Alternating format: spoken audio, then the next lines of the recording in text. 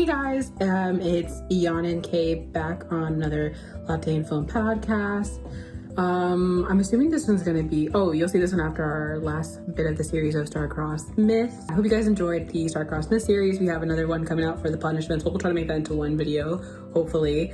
And some other videos coming out, but today we wanted to kind of update on some Otome news that's been going on and some things that we just researched because we are always looking up new stuff. And we both played a route. Kayla chose Shuya for me, and I chose Kyohei for her. We had some technical difficulties, so we did film this video, but it was minus the Otome news topic. So we're adding Otome news, and then we're gonna redo our thoughts on the routes that we picked for each other.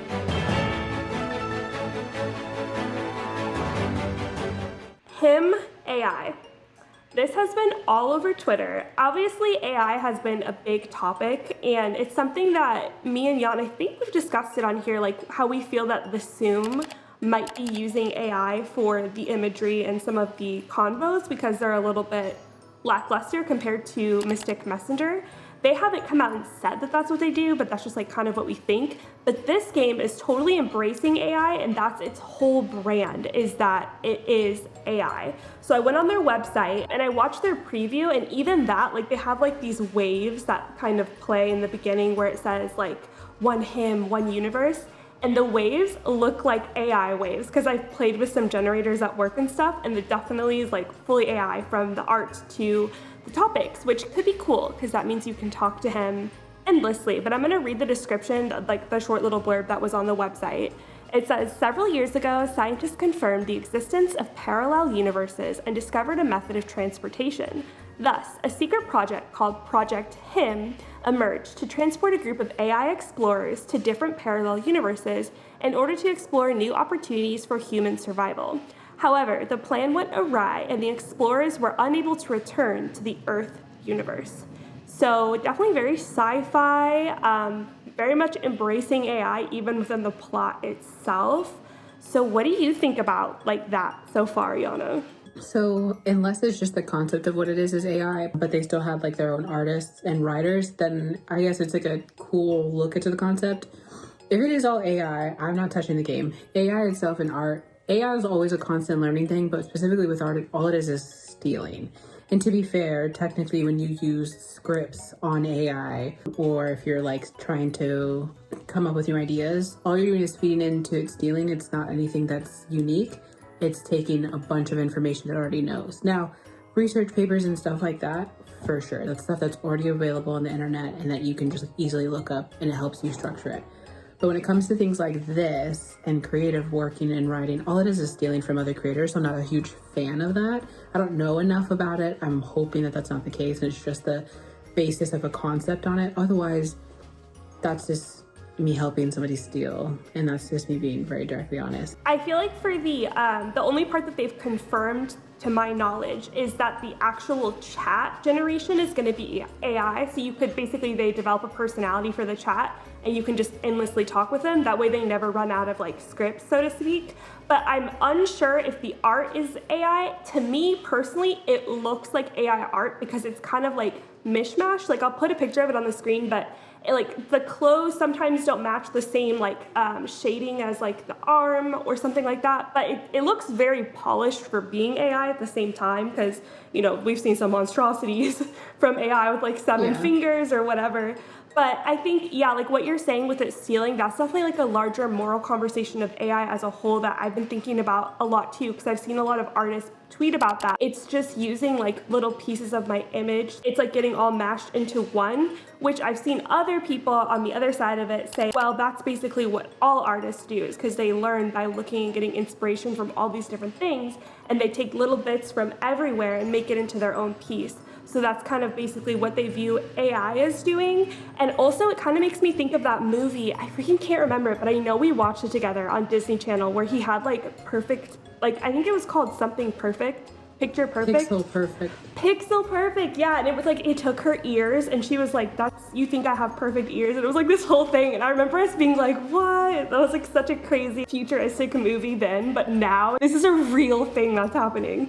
Yeah, I would say like, yes, all people take inspiration from one piece to another. That's different. Like I saw this style of art and I decided to adapt it and change it and make it my own. That's different than like I took this image of this from this artist and then I'm not even getting their permission, I'm just doing it. And it also feels like it is less organic. It's different when you see someone's, like, your personality has grown throughout all the years and you see the types of art that you're like retweeting as an artist, and you see your style kind of change over time and you find your own unique place within that aesthetic. Whereas this is like ear mash, eye mash blend. Like it's more like that pixel perfect where it feels like stealing. Yeah, it's like different if it's like same thing, like if you're talking about writing, like you can take somebody's prompt and make it your own and you can still say this is originally theirs, I just made it my own, and can see the inspiration and the remnants but still have it unique. Whereas this, you're like, yeah, that seems like 800 different people's stuff and there is no unique formula to it, so it just never gets anywhere. Yeah, and as an artist, they will tag inspiration or they'll tag creators when they repost, so it's different than it being used and you just have like no say. Like when that whole scandal with DeviantArt happened and they basically just took everyone's Deviant art that they had put up and are using it for AI purposes now. It's a very moral gray area. I think people go into the mode of like they don't really care, or like this just gives us more art or it can be easier on artists. I don't know. I know where I stand with it. I just think, I don't know. Technology can be great, but sometimes it's a negative. And when it comes to things like this, like it's just generic and things, and you're just gonna pour a bunch of money into something that has no substance. Like, oh, because it'll just be endless chats, like of nothing. It still goes nowhere. Like you're just not like. Again, maybe there's not the SSR card things. Fine, thankfully, I guess we're getting away from that. I don't know, but it's like you're just chatting all the time, and it's like, well, then where does the story? How does the app, from a business perspective, sustain itself? Yeah, I wonder if they're going to be like charging like for a certain chat time, like chat room time, or like for art. I'm not really sure how they're going to do it. The art honestly looks very similar. Like you can tell that if it's AI, it's definitely pulling stuff from Mr. Love, Tears of Themis. It has that kind of like lean to it as far as the art style. But for the chat, I also am like super curious, especially just as like game developers ourselves, like how they make that code for like that chat personality. Like do they give it its whole backstory? Like you grew up in Hong Kong with these two parents on this street, your house looked like this when you were little, you had a dog named Muffin, like you went to this school, you met these people, you now do this for work. And I wonder if you could feed that whole backstory and like how quality the chats would actually come back. That I'm just curious about. But yeah, who knows? I guess we'll see. We'd love to hear what you guys think about AI in general, because it's just been such a hot topic lately, and also this game, and if you're going to be supporting it, and if you think the art is AI too, or if it's just the chats. But yeah, what's your next story, Anna? So I'm gonna go into Voltage news first because it kind of reminds me of that. So I don't know if everybody remembers back in the day, Voltage had standalone apps, of course, we always talk about it. But in the standalone apps, when you bought the main character routes, when you would finish the chapter, you could go to your email, because you would put in your email if you wanted to, and you would get an email from the guy. And as the story progressed, the emails got a little more detailed, but it was kind of like a miniature POV after you completed the chapter. It wasn't like astronomically long. It wasn't a 6-page essay. It was just like 3 or 4 sentences at a time. Sometimes it was 2, who knows. Anyway, it came with the route though. You paid the $3.99. And then you got them every single time for like the 12 to, I think sometimes it was 16 chapters that you would get them every time, but and you would get it generated every single time you played the game. It wasn't like a one-time thing, it was every time, so you can get the same email twice, 4 times, however many times you played it. But it was really kind of a cute feature because you kind of felt like, oh, like my virtual boyfriend was messaging me, and I loved it. Yeah, so when they started porting over to just Love 365, and obviously now that it's on the Switch, that's not a thing anymore. So a lot of people talk about it all the time on Twitter. Like, I miss the emails. I wish we could get them back. Newer players to Love 365 don't know what the hell you're talking about. They're like, what is that? I've never heard of that. But I remember them. I remember them from 10 Days with My Devil, with Dream Days in West Tokyo, Scandal and Spotlight. Those are like something like I kind of look forward to because it was just like a cute little tee-hee thing. Also, they had them on games like A Knight's Devotion, which there was no email back then. So it was a little bit odd because you would get emails from them and it was like, wait, this doesn't make any sense. in a Night's Devotions like time period. Yeah, so the games have now ported over. You don't get those anymore. And it was like, okay, well, finally they're kind of getting all the old stuff put on there. I was just scrolling through one day on Love 365 and a pop-up came saying like, the emails are coming at a price, which really pissed me off because I'm like, they came with the route that you already paid for. And also the app can tell that you had the game already or have it. They should just give you the emails. Like, that's super stupid. And like, I know the argument will be like, they're not that expensive, but let's say hypothetically you just got one. Like you just picked the 100 coins and you picked it. They're 100 coins a piece. And they sell them, I think, in total for like 200 coins in total, or 300 for the whole thing. But again, I'm saying like they're 1 to 2 sentences at a time. And I assume, like, here's the thing I'll also say about the emails. If you never played the emails to the route, you would get, if you got the emails, you would kind of be a little bit confused, like, because they're specific to that. So they would say things and you'd be like, what the hell are you talking about? So you can't, I wouldn't just say like, get the emails. But anyway, such a penny pinching, greedy ass thing to do on Voltage, because it's like, you know, if I have like the route, the game, like you already know because you have my account that either A, transferred everything over. If I've since rebought it, you should just give me the damn emails. Like, that's so crazy. Like, if you pay that, is it gonna come after each chapter now when I play it, or it just all comes at once? It's a standalone thing. So you literally, it's like buying a route and you just have the emails now. So basically what happens, you pull it up and you just have all the emails. So then it prompts you to replay it because you then have to then go stop the chapter, bounce out of it, go in and be like, email number 1, email number 2. It's so stupid. It's pointless. So they're not even actually emails. It's just like a PDF of like the emails? Yeah, they just, not even a PDF. So basically what happens is I saw the little preview because you can preview it. And it comes up on the screen of a background from the game. Like, you don't even know which background you're gonna get. And it's just like, there you go. And I was like, that's so janky. And that's horrible. Want to make this a point to bridge into, I think they're experimenting like quick texts of things.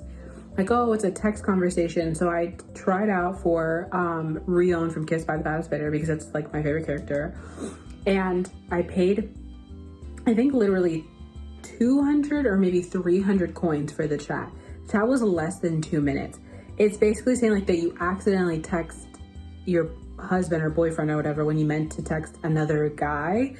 Like, hey, don't tell Rion. You don't even understand what's going on. It's very lackluster and it's quick. There's no choices and it's over in like a nanosecond and you don't even get, it's like, I'm like, that's stupid. Does it look like a chat room? Do that. No, I mean, it looks like you're just texting, but you don't get to choose any of the text. Like, it's just there, and it's just really lame. And not for 200 coins. That wasn't worth 200 coins. It's not worth any coins, in my opinion. That should have just been something that, like, is a bonus. The problem is that the app is not a standalone, so it makes it stupid. Like, I can't say, like, oh, it should just be something that's like, oh, you log in, and it's from the characters, like, every time. Like, let's say we were logging into Evermore, and like every time, a new time, we have like a little promo going on to promote like when we have a sets of specials, but they have text in it. So we're like, oh, every time you log in, you'll get a new text from the guys. Yeah. That is like how quick it was, and that's a free feature because you have the app. Like, that's stupid. Well, what's the most annoying about it is it's something they took away, which if we just want to talk about Voltage taking stuff away in general, going to Love 365, all of the apps lost their personality, their menus, their cute little features. And then even though you still provide your email address to Love 365, for some reason they couldn't keep the emails up, and I don't understand why. So you can't just take something away and then charge for it to come back in a lesser way. It doesn't seem well integrated. Like, if there was like a notification center within the app, like you're saying, like if we had that in Evermore, and then that updated after a chapter, I feel like that's the ideal way to experience. And then also you were saying something about like 100 coins, 200 coins, 300 coins. So you can pay like per email, or you can buy for 300, you get all emails for one route, or just all emails ever all together. 300, so you can buy one, it's 100 per one email for that route, or you can pay 300 for a route, not all of the emails. Okay. So let's say it's like Ichigo main story 1, you get all the emails for that for 300 coins. But it's like, we were like, again, they are cute emails, but we all remember they weren't like that long. So it's like weird to say like, oh, I'm gonna pay all. I'm just not. I think it would be cool as like an update saying like, kind of like how currently Snowkissed is like when you end and like, hey, check your notifications, like add it to that in like a transition between each chapter, because then it's like, okay, fine. Yeah, because I get why they're not doing it or why they stopped it, because it probably was a financial reason. Like, the emails cost money. Like, the more contacts you have in an email system, the more you have to pay. Like, we only have like, I think 700 contacts in our business email account, and that's $50 a month. So they probably have a lot more than 700 built up like over the amount of time as Love 365, it being a global app and everything. Like, there's just so much. So I could see that. But then instead of taking away the feature, what they should have done is, yeah, like how we have Snowkissed right now, having it be in between the chapters, just like actually it just pops up there, because they already have all of the text. It's just very easy to just pop it up there, like with a background like you're saying they're doing. Like, it doesn't make sense to pay, like charge people for it, especially if you're not getting it to email. Like, I could understand if they said, hey, we have to charge for the email now because like it costs us money to send an email. So you're like, okay, like I'll pay the fee to like have it emailed to my phone, because that's the whole like mystique of it, is like you got a real email on your phone and you were like, oh my God, and it like says Ichigo. Like, to me, having it how it is there, it's like an absolute scam to charge for that. Yeah, and I would say even now, I already paid for those. Like, it's not even like I had them. I'm asking for new ones. I had those. I can go into my email right now and find the old ones. Like, same. You're not giving me something like, again, if they came at it and said like, okay, like we could just charge for the email service. Like, no, bitch, I already paid for it the first time. I don't know what you did to squander that money, but that ain't got shit to do with me. Like, that's a scam. And again, it's hard because I want to stand behind Voltage so bad, but it's like every time they freaking slap us in the face. It's just hard, you know? So I just don't. But yeah, that's my Voltage news. Do you have any updates? Yes, I do. On the console side, speaking of scams, I hate that this is what Voltage has come to, because I just love old Voltage, and I just feel like they're so behind, like with the way they do the chats, and they're just like so technologically behind, and they just are constantly doing cash grabs nowadays. It's so sad. But one of the major cash grabs that they do is Love Choice. And Love Choice it rolled out, I don't even know when, like maybe 3 years ago, I think it first came out. And this was the first Love Choice game. It was called Masquerade Kiss. It is called Masquerade Kiss.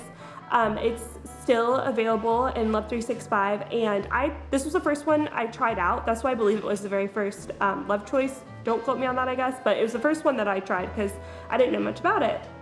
And they're doing a promotion where they gave you like extra hearts. And so what Love Choice is basically the best choice that, and how Voltage games in general backing up, you have to make the best choices to get the best ending. So let's say if the best choice, they always told you what it was, and in order to be able to select it, you had to pay. That's what Love Choice is. So not a very fun experience, to be honest with you.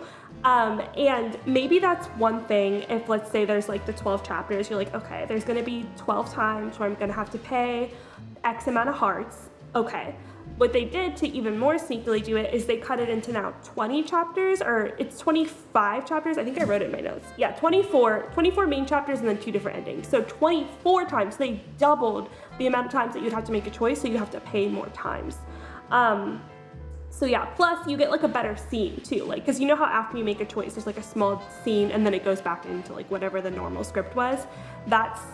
It's not a CG, because there's only 4 CGs, just like normal. There's not any extra CGs. It's just more chapters to have more choices to cost you more money.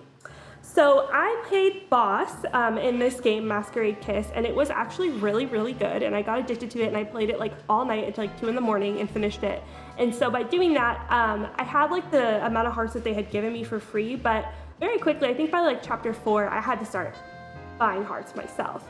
And so I tallied up how much it cost, and it was around like $37.99, I think. So close to $40 for one route. And I also want to say it was maybe slightly longer, but they just make the chapters a little bit shorter to like make it seem like they have more chapters. So that's also kind of a scam in a sense, in my opinion too. The game itself, let me just say what it's about, because the news is it's coming to Switch. So instead of having to do the Love Choice thing, you're just going to be able to get all of the routes for, and I forget to write it down, of course, I think I have it. Was it $34.99, Jan? Yes, it's $34.99. It's on the Switch now. Yes, so it is now available on Switch for $34.99. So that is less than the $37.99 I played for one route. And you're going to get 4 routes, and you get up to Season 2 with them. So the story is, who wins in the game of seduction? You're an elite agent tasked with taking down the most corrupt people in the world. However, your latest target may be your most challenging yet. His hand slips into your dress, fingers dangerously close to the wire hidden in your lingerie. You think you can take me? Go ahead and try. You're playing a dangerous game now, one without any winners.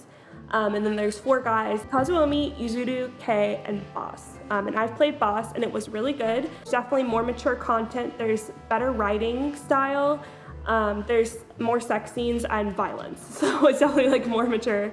But definitely none of that made up to me for paying $40 for one character. I definitely scammed myself on that one. I shouldn't have done that. Especially now knowing I can get all 4 for less. So if anyone is thinking about playing it on Lovejoy's, don't.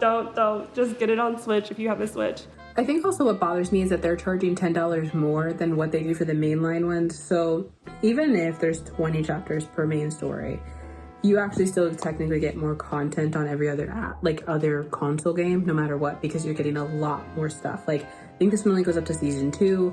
Other ones are going up to Season 3, 4. Starcross make you get the entire game. Like, you're not just getting... So for me, I just don't think that that's also... I think it needs to be at the... And here's the thing. When you set a price point for a game, and games can fluctuate in terms of price. I'm not saying that they can't. What I paid for Tokimeki 1 and Tokimeki 3 didn't cost the same, but that's because I literally, like, I'm bidding out. That happens. Or, you know, you have gaming elements more in this one. So what I paid honestly for Persona 4 Golden versus Persona 5 Royal is the time frame that they came out, and now the game's been... Those can happen. However, the problem with this is you're porting so many at once. You set up your own price to be like, they're $25, and then they go on sale all of the time. So when you do things like that, the issue is then we come into, and I will always suggest, wait till things are on sale. We're going to play the game and do like a discussion of the game. Yes, I really want you to play it because I think you're gonna love it, to be honest, even though despite the scammery, but I think you'll really like it. We're gonna play it and we're gonna pay the full price. But it's the same thing with Even of Tempest. Like, we paid full price so that you don't have to. Go and wait until it's on sale, because then that way you can, again, you're already getting the game at a discounted price because of the Love Choice thing. But Love Choice was too late to introduce in when that wasn't the style. So then all of a sudden you intro it in. Their first one was actually Celebrity Darling, because in the Japanese app, Celebrity Darling was a Love Choice. I don't get it because that game sucks. But and it's an old game that like wasn't Love Choice previously, but when they ported it, they like converted it to Love Choice. Yeah, what I will say is the art style is the same as Oops, I Said I Do, Irresistible Mistakes, Kings of Paradise, My Private Homeroom, and After School Affairs. Their art style is the same, but like only one of those 5 games I just named are Love Choice. So it's like, why would you, like, you know what I mean? And in terms of like, obviously, I don't think you've ever played Kings of Paradise or Irresistible Mistakes. A little bit. But like in terms of, other than like the violence and the like that stuff, it's like the maturity level and the writing is, in those ones are also, in my opinion, a bit better. Sometimes a bit like dramatic, but it's like you can do that for the price of a standalone. So just do that. And I know people again get so excited. I think this is sometimes with Kayla and I, like we get super excited. Like again, me and Kayla played one route of Tokimeki 2. She showed it to me and I was like, I'm just gonna get all the games. Like, it wasn't even a second thought. Like, she introduced me to Angelique, and so like I finally, now that I'll have like a bit of extra time, I just ordered all of the Angelique games. Like you know what I mean? Like, those things occur because I like it. But for me, what stops me with these is like, I don't think that's fair. Like, just let me have the route. You don't need to have 20, I don't need 26 chapters. I'm fine with the 16 standard. Pay for the route, be done with it. And it's like, if you wanted to do the like premium choices, this should have been something that was done years ago. Like, you should have the regular apps, but then you would have the premium apps, and that it's such an expectancy, because when it came out of nowhere, I was like, oh yeah, I'm not doing that. Like, that's just not happening. I think Voltage is just like, they've gone through like a journey with like figuring out how to be like financially successful throughout the years, and I think it was a weird situation where they've always had it as $3.99 a route, and like times have changed. Things cost more money now. Art costs more money. Like, Lord, we know that. But they didn't feel comfortable with upping the price of the routes, and so they decided to debut Love Choice, and which to me was a really bad move because it's just such a cash grab, and I don't think they sold as much because it shows in the fact that there's not as many specials. It only goes to season 2, and now they're porting it to Switch like pretty quickly to make more money because that seems to be where more of the players are. And I think this is definitely more of a Switch style game in a sense. Like, it's, the art is better, but like you said, there's other games with the same artists in Love 365 that weren't Love Choice. So I think they were just like trying different tactics to like make up because they have been like in a financial state of affairs. We know because like as business owners, we research other companies and their reports are all public and how much they're making and stuff. So they definitely had struggled with a way to like figure out what's a new pricing model. I think personally, if they were struggling, I would have preferred them up the price of the routes because it'd make a statement saying why they had to do that. Because like, for example, we charge $4.99 for our routes because we felt like that was the cheapest that we could make it with like the economy and everything. So, I mean, $3.99 is like really cheap, especially like in today's times. Like, that's not even a gallon of gas. Like, it's crazy. Yeah, no, I agree. I think that's the same. So I think they were the pioneers of the mobile app, you know, stuff, but they definitely made some wrong turns. And I think, again, they're definitely moving towards the console space. I am very curious to see if they'll do another console game. I know so many people are very controversial. We are very on the other side of the controversy of even of Tempest. A lot of people really capped for that game. I'm not one of them. That game sucked. You won't convince me that that game was a good game. It was a horrible game. Yeah, it was not to my taste at all. We have a whole video breaking that down and podcast, which by the way, like, just can I intro plug this because I completely forgot to say it in the beginning.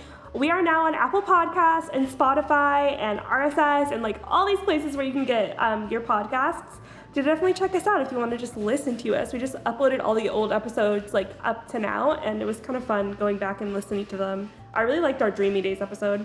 Yeah, I did too. So yeah, that's just my 2 cents. Again, I think that you should definitely buy it on the Switch, but we are going to pay full price and break down the game so that you don't have to. And definitely wait till it's on sale. They do like 70% off all the time, and I'm like, that's crazy. But then they do the weird shit where they're like, oh, but what if we put a DLC for $11.99? And I'm like, you're smoking donkey dick. Like, that's crazy. It's so weird how they like, I don't understand who's like in charge of like pricing things at Voltage because it's so weird. Because it's true, like, you get so much more with Starcross Myth and it's only $24.99, right?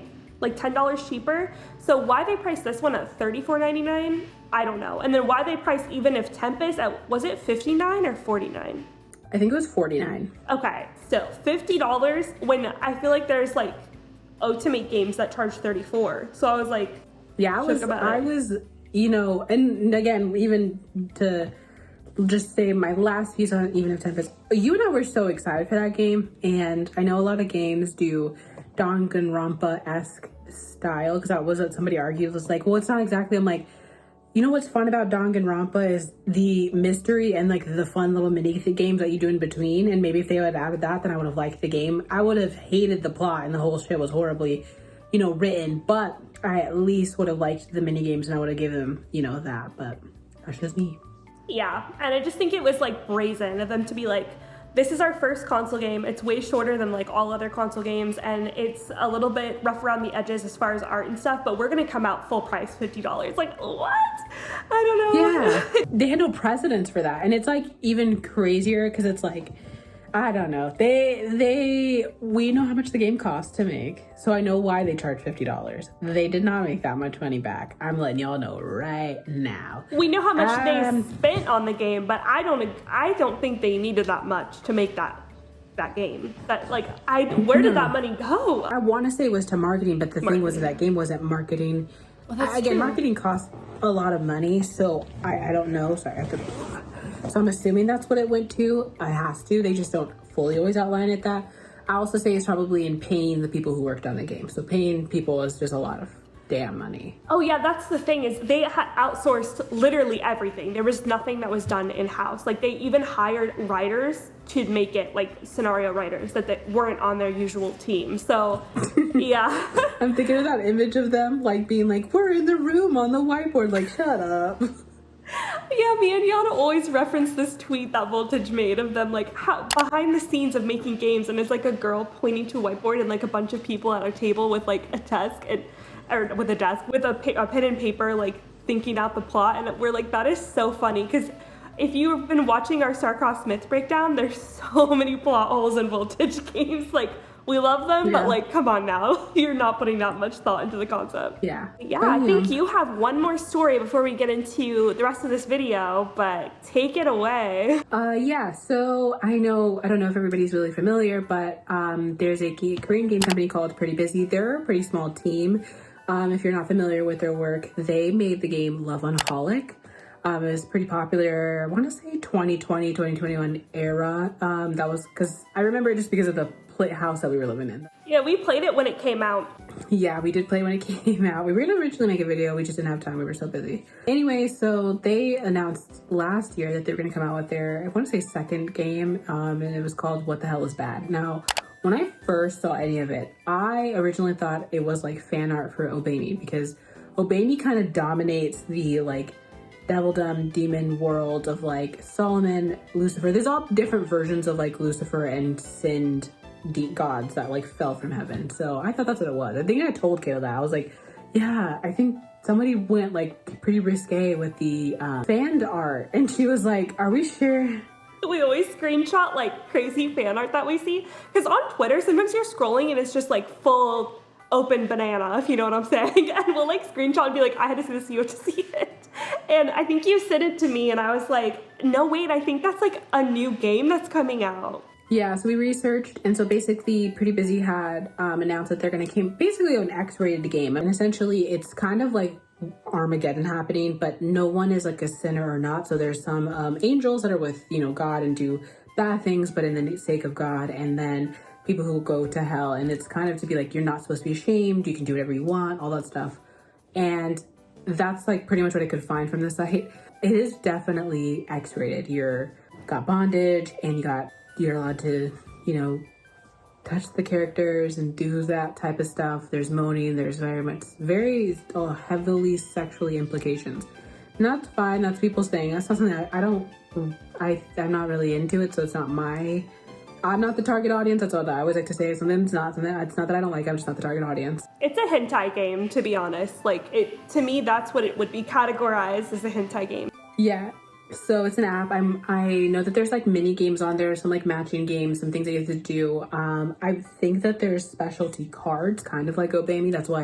That's the most comparable I can get it to, is that if you think of when you see What the Hell is Bad, you are automatically gonna definitely associate Obami as something like, oh, it's either a competition or is heavily inspired. And it's not a negative that it's inspired, but it just like, that's the first place I went to. I think it's also chats and phone calls, like how Obami does it.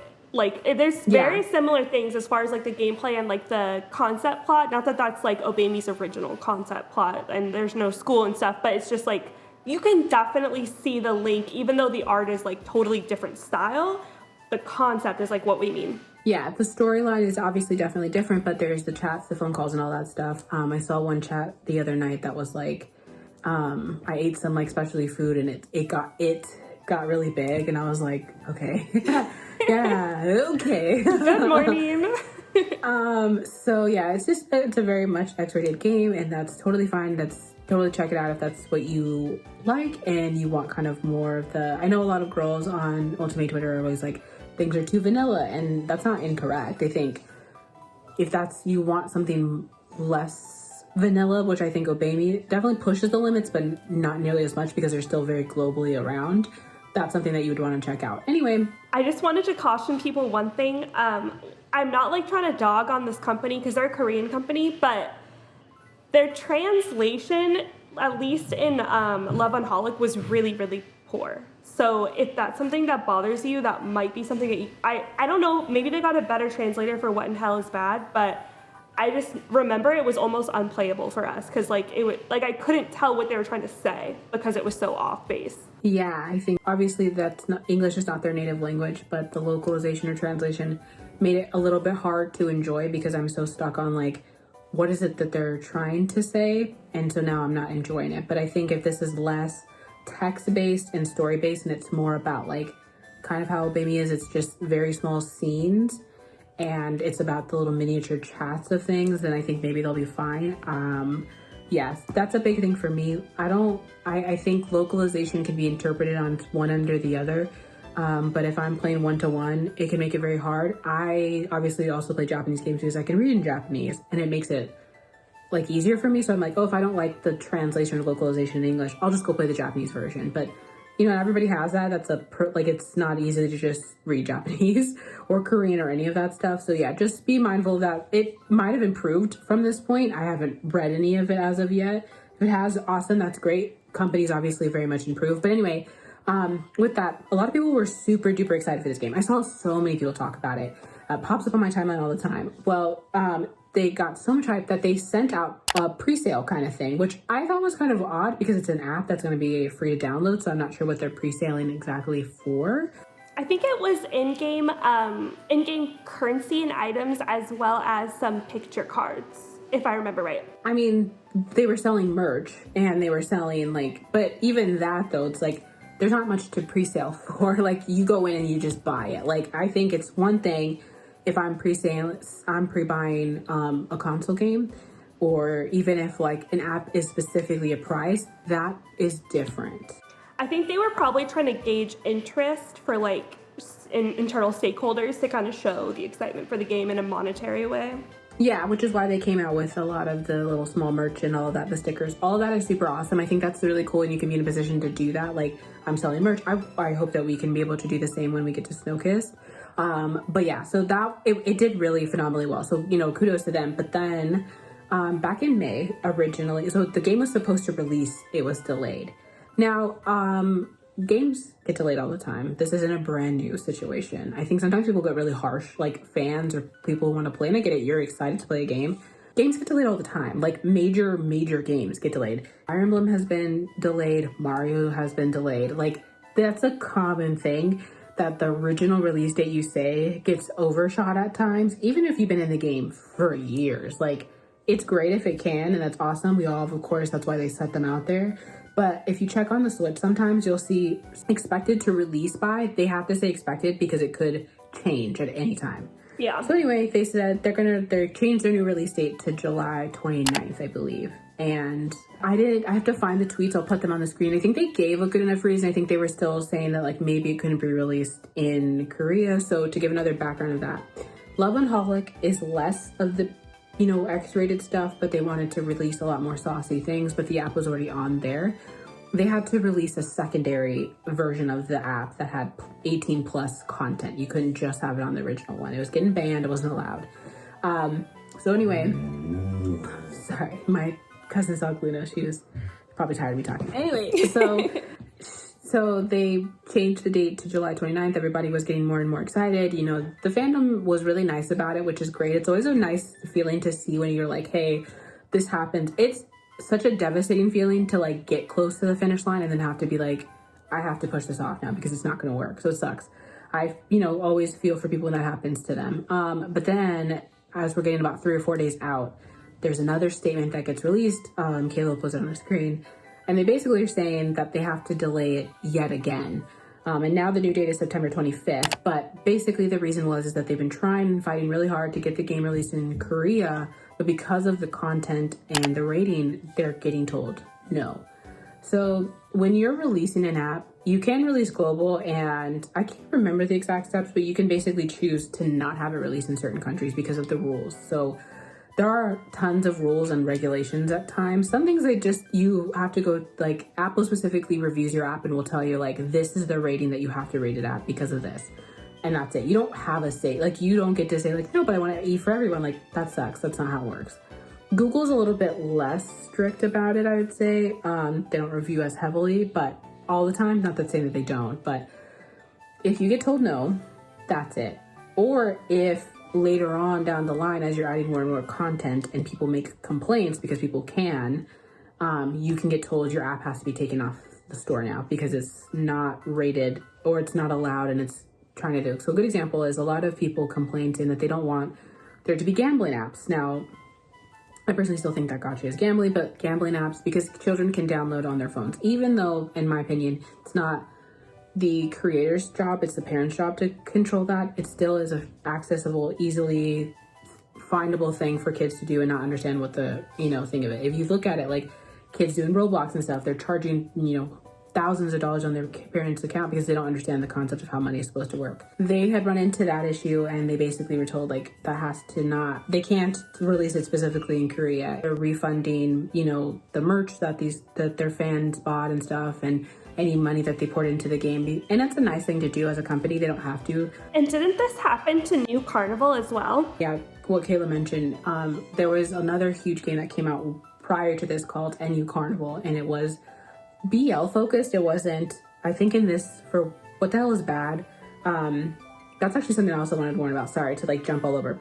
What the Hell is Bad also was in controversy because people were coming at them for having, you're allowed to pick your own pronouns. You can be he, him, she, her, they, them, and it was fine.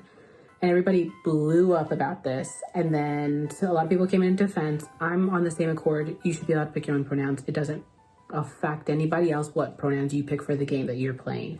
But people were like, then it's not really an Otome, but you should check out the video at the end of our kind of comeback podcast where Kayla and I break down what it really means to be Otome. They say that's why there's BL games, that's why there's Amare, and you can't do that, you can't classify it as Otome. And while I understand the confusion because there's not a lot of clarity, especially here in the West, the history, the facts, and what actual Japanese companies classify as Otome tells a different story, that it's not quite so strict. So I just kind of wanted to go over some points with you guys on that today.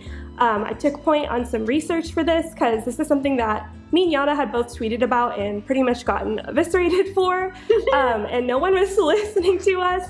So I just wanted to talk about it in longer form and kind of like make our points that we found. So, but the problem is that I found recently when going through the research, regardless if you pick your own pronouns, the game and the CGs are still marketed to being a female presenting. And I think that is not a good move, personally. And I don't want to crap on them, but when you're doing this, it's not enough just to say you can choose your own pronoun. And time and spaces that it works is like maybe an Animal Crossing and a lot of the story of season games, because none of the dialogue is so specific to your gender. You could easily replace them and it doesn't talk about your autonomy or any of that.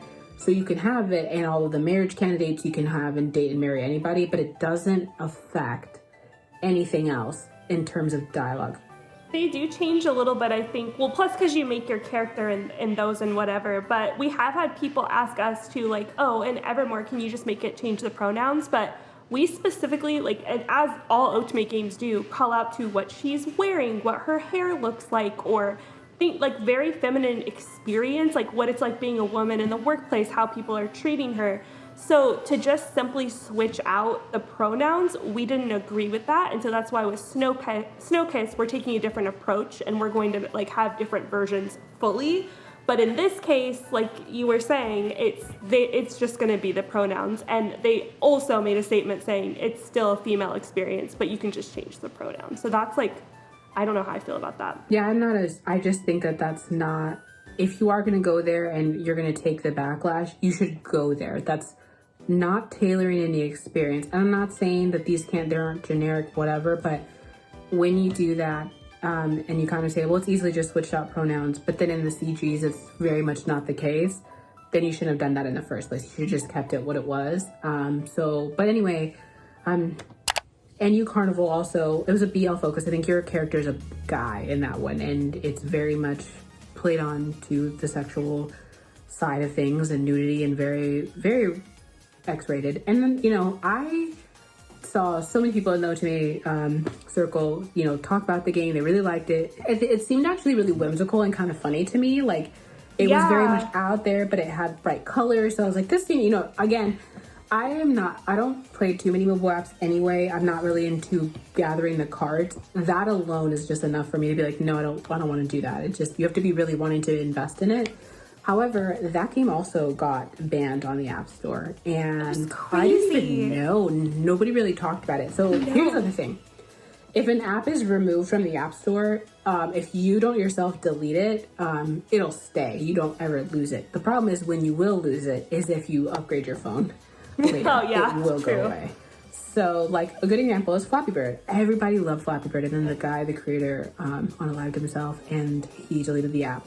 Well, everybody was like, they were obsessed with that game. Nobody wanted to delete it off their phone or their iPod. But then when you updated your phone, it went away. So that will happen. So the creators, they basically created a way to still have the app on the phone, which basically is like you go through this other third-party site thing, and then it gains access to the like settings and stuff on your phone so that it can download the app. Other apps do this as well. It's called Aeroslab. Yeah. So there is still a way to get it. I am telling you right now, I'm not going to tell or push or suggest anybody do that. If an app is you're told not to have it and the App Store says it, you're technically not supposed to.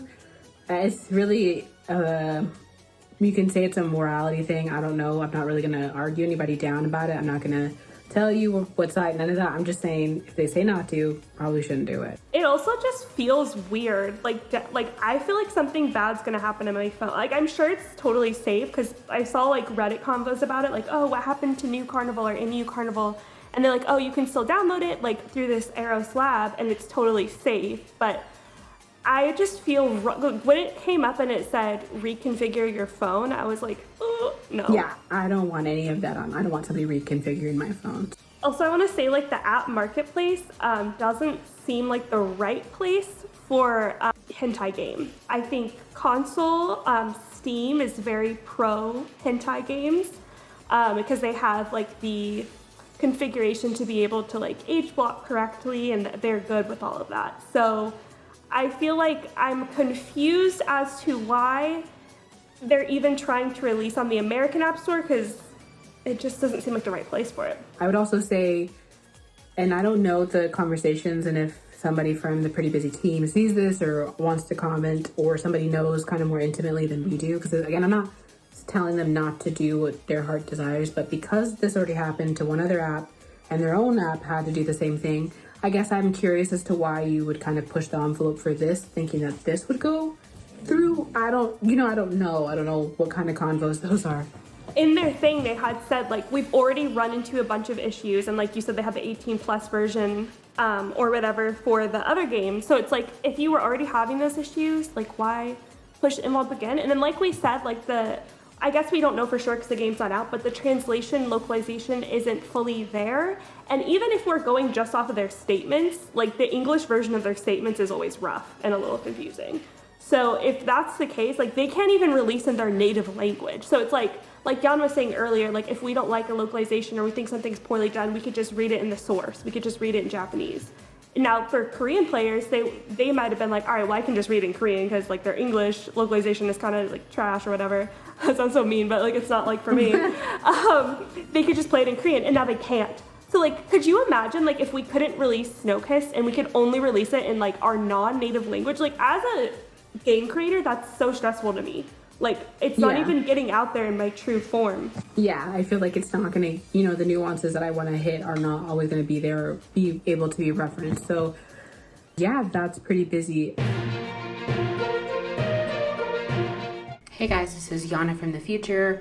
When we originally made this video, we reported that What the Hell is Bad was releasing on 9/27. However, since the time we recorded, the due date has changed, or I guess the release date has changed, and now it's listed as October 4th, which is on the Apple Store. Another interesting tidbit is that it is no longer available on the Google Play Store, as they are planning to release it like the full nudity version on basically like a third-party site with Aeroslab, which is kind of interesting, so that they can have kind of the full nudity. So who knows what will change. Hopefully it does, I guess, release on 10/4, but yeah, that's the tea. And now Kayla here. It has taken us so long to get this video out, guys. Sorry, there's like update after update. It's out, it came out, it launched. There were a lot of issues at launch. Some people were saying that the pronouns weren't actually changing even when they changed them. Some people said the game is still broken to this day. Other people had their fun with it and are kind of done now. But let us know your thoughts if you played it at launch, if you're still playing it. Give us all the tea in the comments below. Hey guys, it's Kayla and Yana. We are back. We split this video into two. Initially, we were going to have the Otome news and then our reactions to the routes that we recommended each other, but it got super long. And we got some important breaking news that we wanted to add to this Otome news episode. Yana, do you want to share what the news is?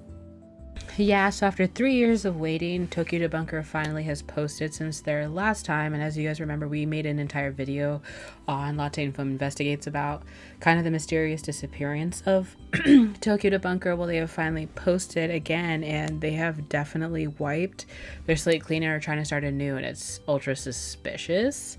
So I took a look, and so originally Tokyo Debunker was kind of like a cop and you're gonna fight maybe demons. It would be like the best way of saying like a Mr. Love and Obey Me kind of crossover, because maybe there's some demons afloat. Tons of ads, fake ads, real ads. They were all over Twitter. They had such a huge following, they still do, but they just disappeared. And then everyone's like, where's it been going? We've been still seeing ads. They had all this artwork already done, or registration, and just went kind of totally silent, saying like, blamed it originally on COVID. It's been generating a ton of buzz, especially here in the United States.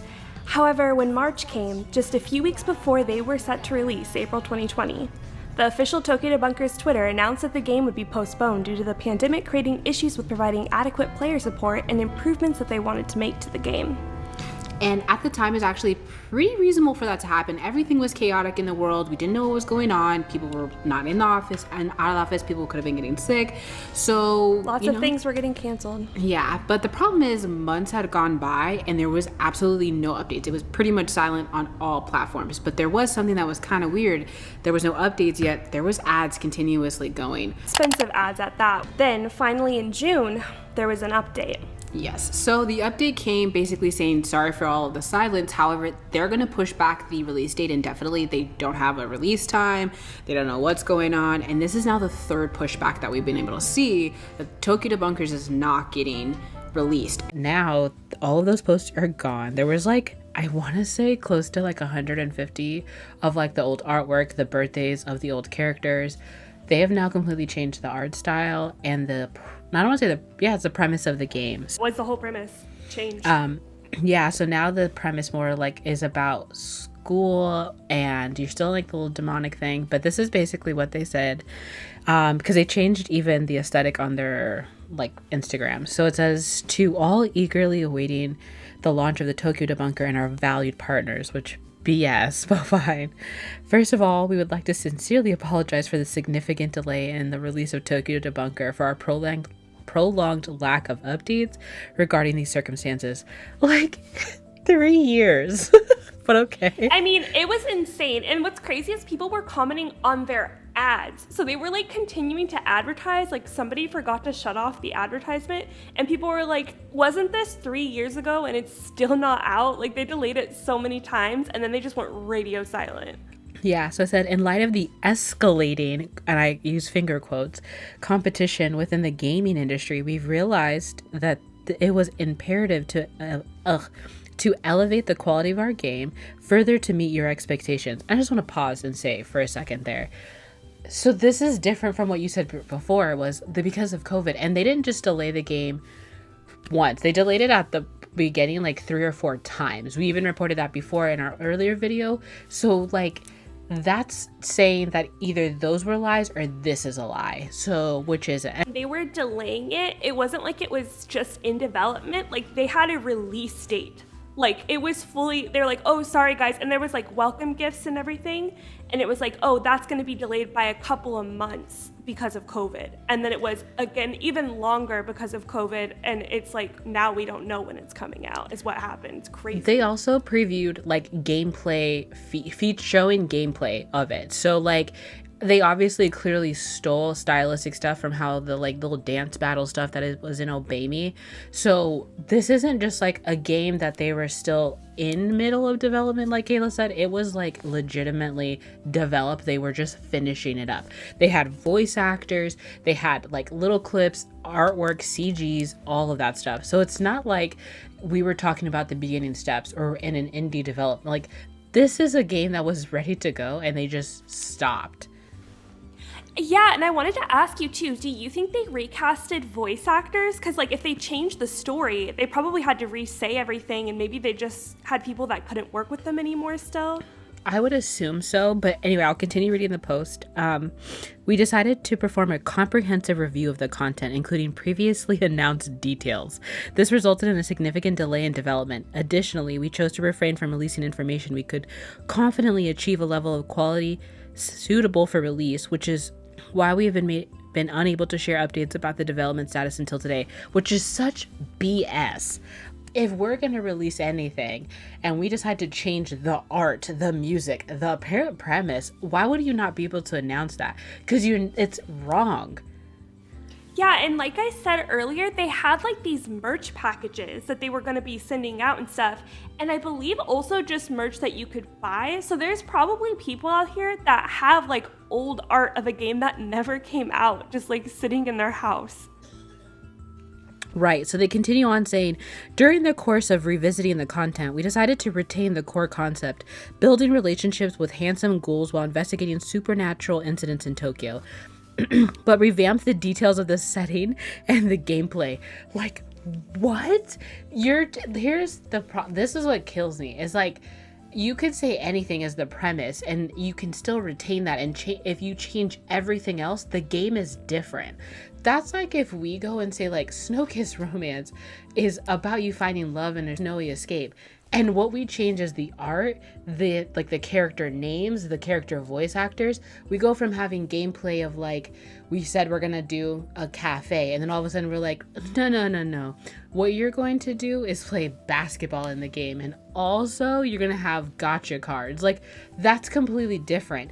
There's one thing of adding, like when you had no gameplay like we had previously with Snowkiss, to adding gameplay elements, but the core of what it is still the same thing. Like, everything else stays the same. Also, we already delivered it. Like, we're now deciding later to revamp the game and come out with a revamp. They never even delivered the first draft, so it's so crazy. Yeah, that's also true. Like, even almost go saying, I'm changing the art style. That's fine had you like released a very softer launch version of the game. And I almost would say I'd give more to indie developers. So like, some of the time when you first make a game at first ever, that's one thing. When you are now like 3 or 4 in the game, and you're spending like hundreds of thousands of dollars on advertising, you know what you're doing. Like, that's insane. Also, one thing earlier you said was they said they're retaining the premise, and within that premise statement, they said like falling in love with handsome ghouls in Tokyo, and then they said they're changing the setting.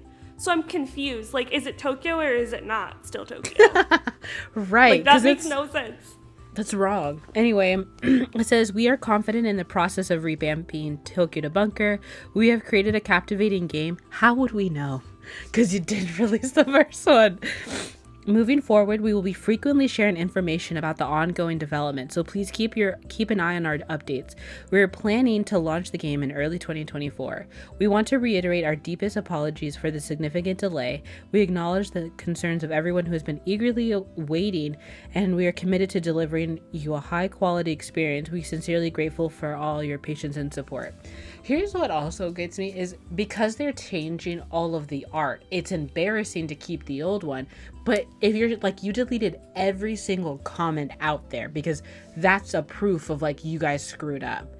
Yeah, it doesn't make any sense to me. Like, why because to be honest, like, the only thing that sounds different is that they're now putting him in an academy, which is like, I guess something that's popular within, in our text you had mentioned Twisted Wonderland has an academy. Obviously Otome has an academy. And I'm wondering if they're going to add gacha elements, because like, what could be different about, like, I'm confused on what they would do different with the gameplay. Yeah, like, I also would, my critique too is when you are announcing something in this respect, and I guess I'm going to open up the web page. Go to Tokyo Debunker, the register page, it pulls up, and it says chance to win merch, Darwick Academy.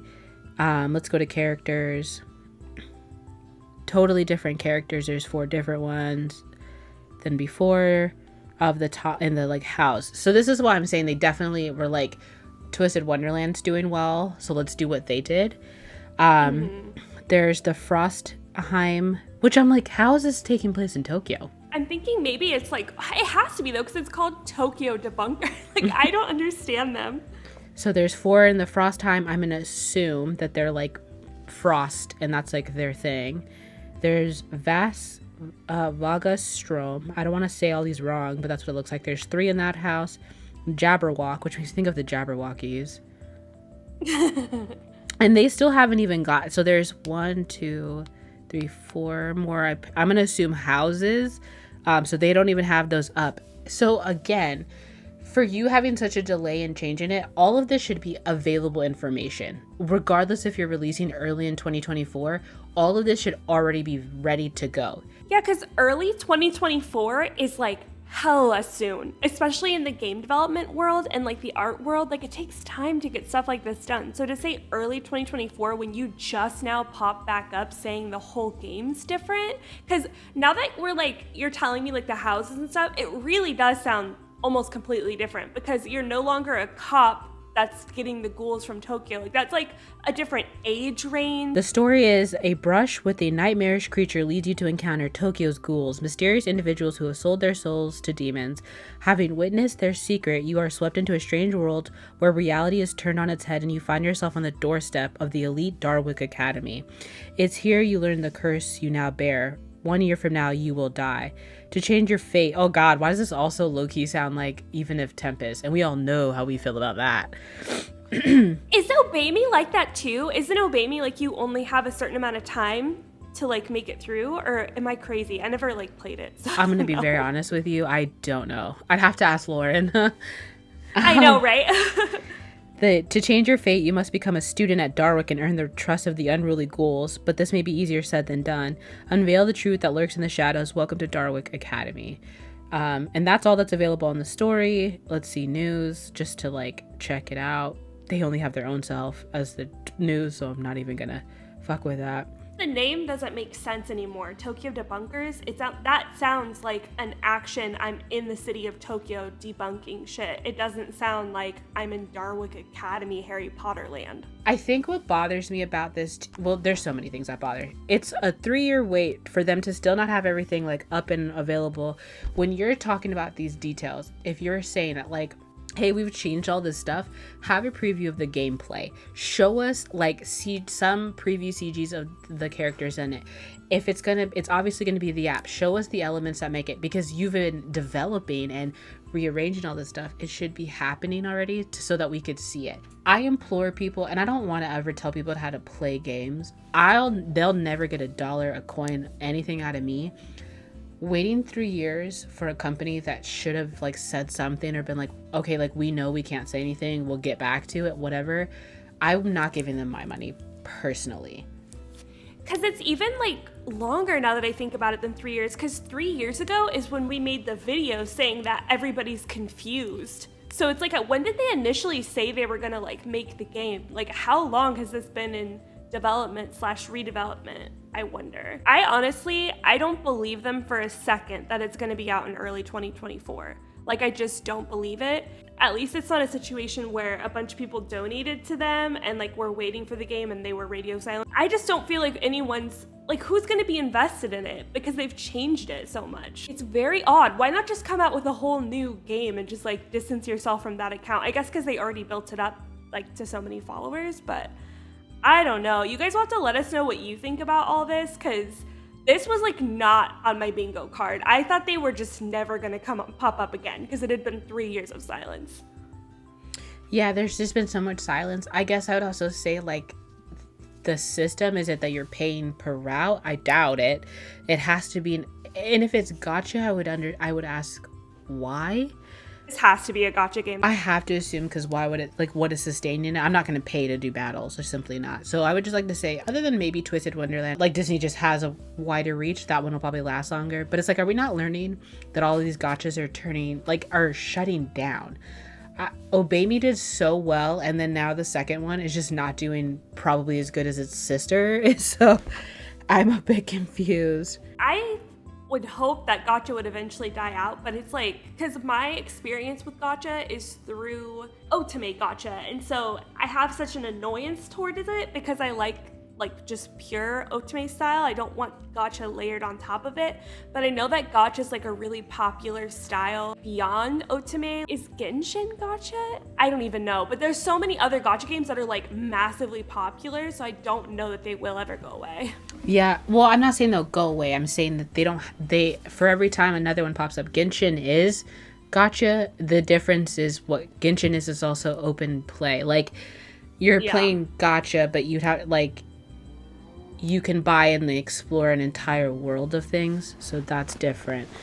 Or like, whereas like the idle ones, it's like just them. Well, I guess it's kind of like the rhythm game, I guess, if that's fun for you. But like Shining Live, that shut down. Which actually, yeah, we'll news talk about Shining Live. Yeah, we'll talk about that in a sec. But with like games like this though, because they have such a much more niche part of it than like a Genshin does. Genshin is like everybody's playing and you're battling in the same similar, like you're going treasure hunting and all that other stuff. You at least have other things to fall back on. When the main component itself, in comparison, like a Mr. Love, no baby, the main part of it is actually the cards. Like, yes, there's story, and that'll be argued against, like, well, there's story to it. It's like, yeah, but their main push is the events that come out every week to get a card.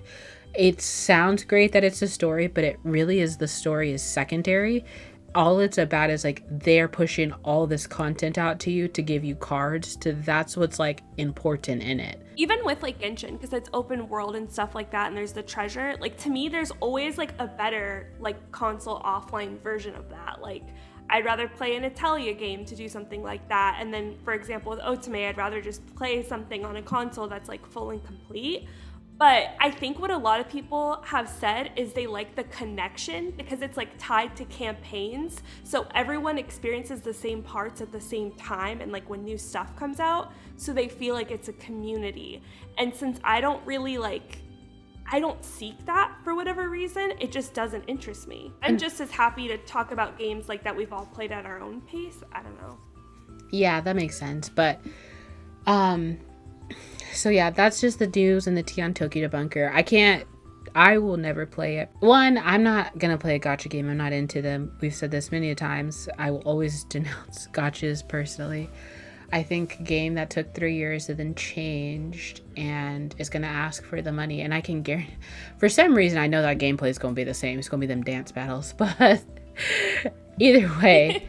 Was that what it was going to be before? I can't even remember. Yeah, it was so like long. dance battles and camping or some dumb stuff. And like, so there's like a shooting game too, like a target practice type of thing. Maybe. And I think the other part that like would have been more appealing is I like mystery games, but I'm like, if it is gacha, it takes away the mystery. It's not as fun. Like, unless you're updating mysteries every other week, that would be more appealing. Like every week or every month, maybe you get like a new mystery to solve, and those are the events. That is cool, but I just doubt it. Yeah, I guess that would be kind of cool. Let us know, any of you people who really like gacha, like what the appeal is for you. If there's anything like that with like mysteries, because I would actually try that out. Yeah. But our other story actually is related to gacha too, and it's that Shining Live, Utsuno Prince Sama, the mobile game, is now getting a console release. When you sent me that, I was shook. Yeah, I was like, first of all, so to go like way, way back, this was like well before the pandemic. It was like 2016. I don't remember when it originally came out, but we were so excited. As I've said millions and millions of times, I have every Utano pre-game from the PSP to PS Vita to now I even have the Switch ports. I have all of them. And basically the mainline games are good games in my opinion, but this Shining Live, I was so excited because I was like, oh my god, now we can actually play it. It was in English, and that was great. But all it was like, this was like legitimate gacha, and there was like no substance. There was no romance. There wasn't even storylines. Like the cards themselves have the story, and you can like unlock tiers, but all it is like a specific scenario that the guy is in, and you get like a couple of like lines. It's not like you're making any choices. You just like read through what he's doing, and the character moves, and you can change their outfits. but like that's it. It was so overpriced for the prisms. And then they ran these events like every 2 to 3 weeks where like one guy was highlighted with his like specialty song or something. And again, I actually love a lot of the Uchi no Prince Sama songs. My favorite song is Southern Cross Waltz by Natsuki. I love that song. Eat it up every single time. Yes. So good. And I love all of like Tokyo. I like the individual songs, but like when there's nothing else to it, because you're not the idol, you're not falling in love with them, you're just like going on things that like some of it is inspired or pulled from the anime, a lot of it's pulled from parts of the game, and it was like following the main guys and the quartet night guys, but there was like nothing to the game in my opinion. Like you just kept trying to get cards, and the cards are supposed to like kind of be like up there with your battle, I guess. Like I got pretty bored with the game rather quickly. I was just more enthralled and like, this is my favorite Otome game, so I want to play it. I know a lot of people were pretty dedicated to it. Last year they shut down the English servers. This year they're shutting down the Japanese servers, and they are apparently porting the game. I'm so like confused though, because it's like, do I just get all the cards? Like what's happening? Yeah, how does that work? Are there games on the console that you can do like a gacha style system with? Because I do know there are like free to download games on the Switch that I believe you can buy extra stuff for, but I've just never tried any of those. So if that's the case, that's really scary, because I do not want the console market now to be overtaken by these kind of games when we already have that problem on mobile. Yeah, I would say that there probably are. Let me Google the one that I'm thinking of, because I'm thinking of Pokemon Unite. I know, but did they say Fire Emblem Heroes? Yeah, that one's only on mobile, I think. It says on Pokemon Unite, yeah, there's in-game currency and purchasable items, but it's free to download, and that's a Switch game. So I'm gonna assume I can't foresee them like how that like anybody would want to do that. Me either. I mean, obviously people do because people buy the games, but I'm just like, why would I go? First of all, I guess maybe the server cost is different. You could just be offline, and so they don't incur the cost. So I'll use Danganronpa as an example. In the summer camp game that came out, I think last year, maybe the year before, they also have like in-game gacha. And how that works, like it's not like it ever has to be online. You basically like try to get the cards, or there's a way to get it.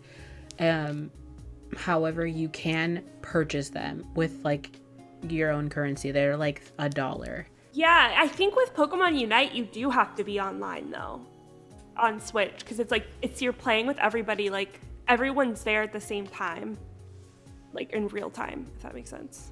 Yeah, then I guess I think that would not make sense to then port it unless, and I'm not saying people won't be online, but it would be pointless for like they're gonna lose money. I'd be shocked if they went that route. Like I think if I had to guess, I have no idea, but I'm thinking maybe they're just packaging all the like songs up, because like you said, there's some fire fucking songs. My favorite is Shining Crystal Time by Tokyo. If they packaged all those up and then they ran it kind of like a Hatsune Miku game, like Project Diva, I could see that being the case. But as far as like the cards, like maybe they're just all preloaded in, or like a certain percentage of them are. I don't know. Yeah, because the cards always, in any gacha game, I think like I love seeing guys in different like outfits and all of that stuff, and that's fantastic. But sometimes I'm like, so I remember in Mr. Love, like them in like their casual day-to-day things that they do, like there's one where they're in Disneyland, or like the suave ones when they're like on dates, and then they're like, what if we do like, you know, this 1500s, and I'm like, how does this apply to the game? Like what is going on? At least would make sense to me in terms of like Uchi no Prince Sama specifically, or idol games, because idols always do costumes and dress ups, so those make sense to me. And like other ones, I'm like, okay. That's my favorite part, is like getting the dress up items like after completing songs, and then like dressing like Hatsune Miku up and all the different idols. Speaking of dress up, Fashion Dreamer comes out literally next week, right? Yeah. That is one game that doesn't have romance that I love. I don't like every game to have romance. I play games that are non-romantic, but I feel like if that was a mobile game, I wouldn't play it, but because it's on Switch and you have all the fashion items, like unlike Love Nikki, I prefer like the fashion dreamer style. Yeah, I play tons of games that have nothing to do with romance, but I do love fashion games. That's really what got us started. You know what game I want so bad for them to like maybe one day pour is Dream Life. Like Dream Life, Designer World, Dream Life Superstar, like make that for the Switch. I would easily cop like in a second. The power to live your dreams is in your hands. Introducing the Dream Life game. Lovely. Oh my god, I forgot about this. This is literally The Sims. You would never. They could upgrade it too. If they upgraded it with new art, it would be so sick. But even if they didn't upgrade it, I would still buy it. I would still cop. I would still buy. Like if they ported over all of the Bratz Rock Angels, Forever Diamond, I'm like it's a wrap for me. Like you won't see me for a month. I know, they should just do like a classics collection. Like, you know how they have like all the old Nintendo games that they've been releasing on different consoles in the online expansion? Like they need to get some of those third-party games, like the Bratz games on there. Yeah, because I don't think they've done GameCube thus far. No, and that would be the most iconic one. They do GameCube and they do Mario Party Sunshine, The Simpsons Hit and Run. They do all of those Mario Party games. Oh, like you will not see me. And I only have... Anyway, guys, sorry not to get super distracted. But anyway, yeah, those are our like tea updates. Definitely just wanted to go ham and hammer in the point for Tokyo Debunker. I'm not trying to, again, sway anybody's opinion. I'm just like, I find it icky as a company to do that. This was like a company that had like 2-3 people. First of all, I've been like, where did you afford to like change the art direction? And like, yeah, I think the voice actors. Last time we checked, I think they're a company of 11 to 15 or something like that. Like possibly. Which is pretty, they have like some, not in the Otome category whatsoever. I think it's like a Digimon knockoff, basically, app that made them really famous. We go over all of it in our original video, so definitely check that out if you haven't already. But yeah, I feel like it just personally upsets us because we're like, so they're just out here wasting money when like we would love the funding to do things that we want to do within the Otome industry, and they're not really Otome guys either. It's men who own the company, by the way. Surprise. It's just like upsetting. I don't know. But it is what it is. It's a man's world. Yeah, I think for me too is like, as a community that's so niche, is that I feel as though they think they can just like change, like you can just drag anything along and then later on come on. And it's the best way for me to explain it is that to have companies stick to their brand and get the stuff that we want, if every time we just buy it, it just shows like it really doesn't matter what we do because it's just going to be purchased. Doesn't matter if the quality, doesn't matter if we decide like to say nothing and then just all of a sudden come back. It would be different if they had a track record. If like Ruby Party Games or if like specifically Tokimeki came through and they've been releasing games forever, or like Angelique and all this other stuff, and then they like took such a long break and released a game, at least we know they have 4 or 5 games that everybody likes. It makes sense. And a lot of the time when they do it, they're porting to other stuff. So that makes sense. Or like, I always say too, like, why Otome never localizes Brocon, but then we'll be like Brushana and we have like those ones and that's fine. Like, start giving the people what they want. That's what annoys me too, is like the way they just so brazenly said, it's because there's competition. It's like they didn't want to make it better because they care about the Otome community and they've really tapped in and realized what's best to do with the story now. It's just because there's more competition. So it's just a numbers game and they have to make more money. So they have to put a little more money in to get more money back from the peasants. Like, I don't know, just the way that it just like rubbed me the wrong way. Like there's no soul or heart in the game at all. They were never married to the concept that they made. They're just trying to make money and that's it. Yeah, they saw another concept that is consistently going to do well, which is clearly Twisted Wonderland. And that one has, and here's what I would also say is wouldn't go against the big guns of Disney personally. They have indisposable money to go after and they have like lore upon lore upon lore to pull from. You don't. So, like, calm down. Yeah, and they were basically copying Obey Me in a sense. When that came out, it was like Disney basically wanting to make money off of their different franchises, and they saw Obey Me was doing really well, so they basically just did the same thing. So for them to come in with, like, even if they have more resources than like an indie company like us, they don't have as much resources as Disney or Shall We Date. Like, come on now. So I'd like to see how they end up faring when things do eventually come out, maybe late 2024, 2025, because I just don't freaking believe it's going to be early 2024. Not whatsoever. Oh, for sure. I'm in the same boat. So that's our rant and our tea. So For real, it's a rant. So it's like even funnier because it's just going to be behind our chibi. I know. I wish we had expressions for our chibis so they could be like angry when we're mad. I know. But Maybe next time when we start adding more to our art, we'll have some. yeah, but thank you guys for waiting as well. I know there's been a massive delay in this episode going up. We've just been really busy. Same old, you know. But we're going to try and update more frequently and keep you guys posted on things that we're doing with the revamp of Snow Kiss Romance, because that's going to be really exciting. Bye, guys. Bye.